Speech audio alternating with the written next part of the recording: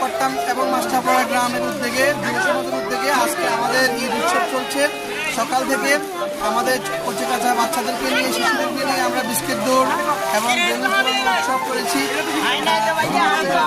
যুবক তরুণদেরকে নিয়ে পুকুরে হাঁস ধরার প্রতিযোগিতা হবে। পরিবেশ আমাদের টার্গেট হচ্ছে আমাদের যারা আছে আমরা ঈদ উদযাপন করা এবং আমাদের সম্প্রীতি বৃদ্ধি করা হচ্ছে আমাদের।